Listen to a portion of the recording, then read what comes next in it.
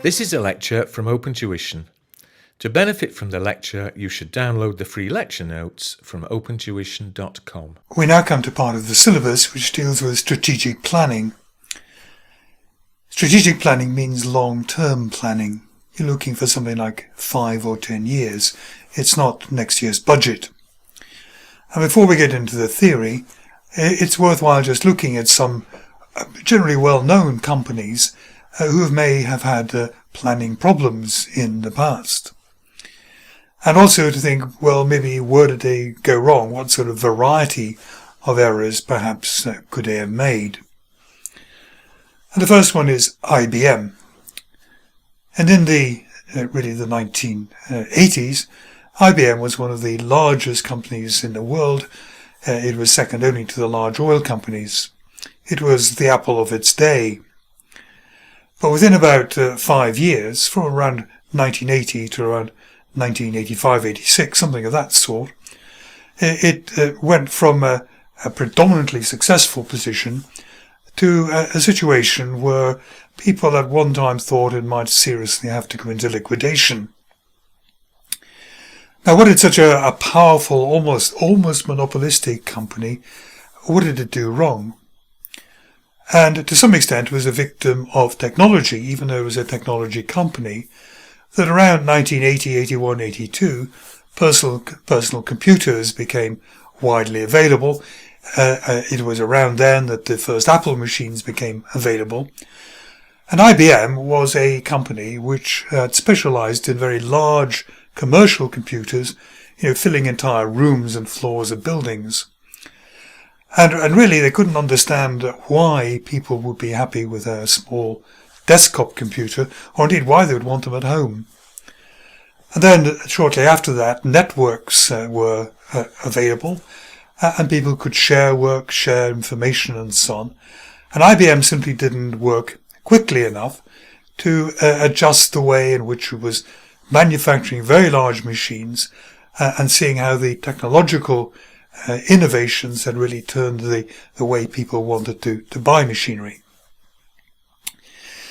To cut a very long story short, IBM doesn't make personal computers anymore. It did try to do it, but it was rather over-costed and not the best specifications.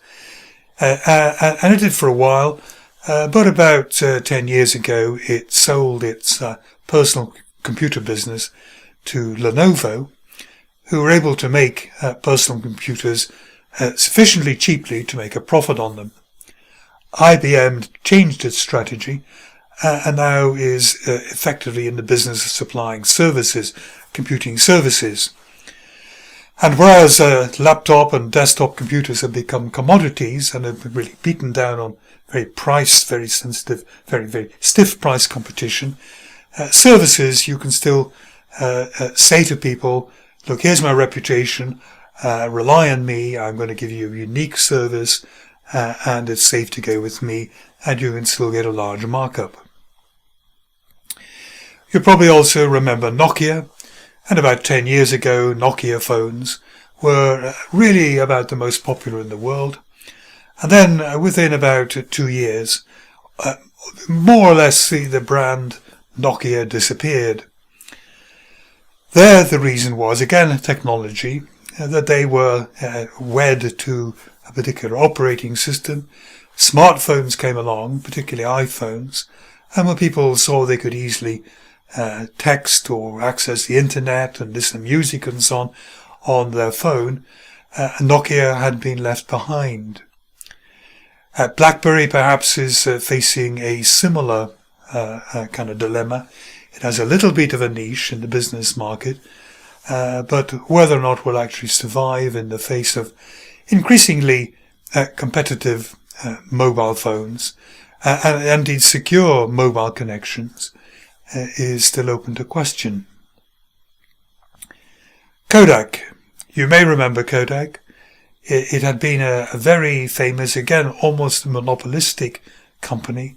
There was Kodak and Fujichrome, which made what I called old-fashioned 35mm films.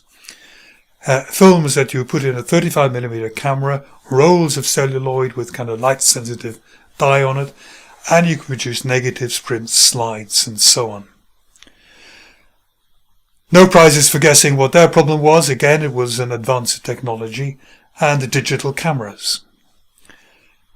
Kodak saw that digital cameras were going to eat into their market. They predicted a fall in their market of about 10% per annum, but it was actually about 30% per annum. They tried to get into producing digital cameras themselves, but the problem that Kodak had was that although it made very good films, it made some cameras which were really very much down at the bottom of the market. It was almost buy my film and we'll give you a very basic camera to run the film through and to take photographs. And when they tried to make upmarket cameras, and they actually made very good cameras, people would say, why would I spend $400, $500, $600 buying a Kodak digital camera when they could buy a Canon or Nikon or Olympus digital camera, something which had a real brand name and reputation in that sort of market. Kodak still kind of stumbling about a little bit. It's not really in the film market or camera market anymore. The last I heard, it was inventing some sort of cryptocurrency to try to rival Bitcoin. Uber you will know about. Uber was a company which had meteoric rise, along with companies like Airbnb. And Uber, of course, allowed people to hail taxis and for taxis to be hired much more cheaply, and you could follow them around on your mobile phone to see where the taxi was, how close it was to you, and so on. So that was an opportunity coming through technology. Unfortunately, there seemed to be certain cultural problems within the company, particularly with the founder and the previous chief executive officer, and there were incidents of not treating drivers fairly.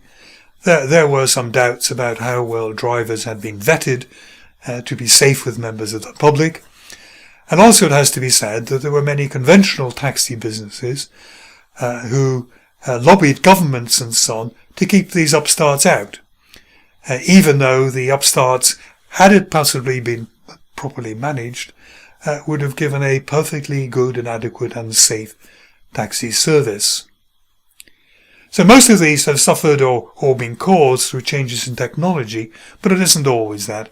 It can be changes in taste. It can be changes in perhaps the reputation of a company, which is there. It can be changes in the economy in which the company is trading, so that its upmarket luxury goods are simply not affordable anymore. But what it shows is even the best regulated companies can go astray. Strategic planning is certainly no guarantee that you're going to be around in the future, but we'll argue strongly that strategic planning gives you the best chance of being around in the future.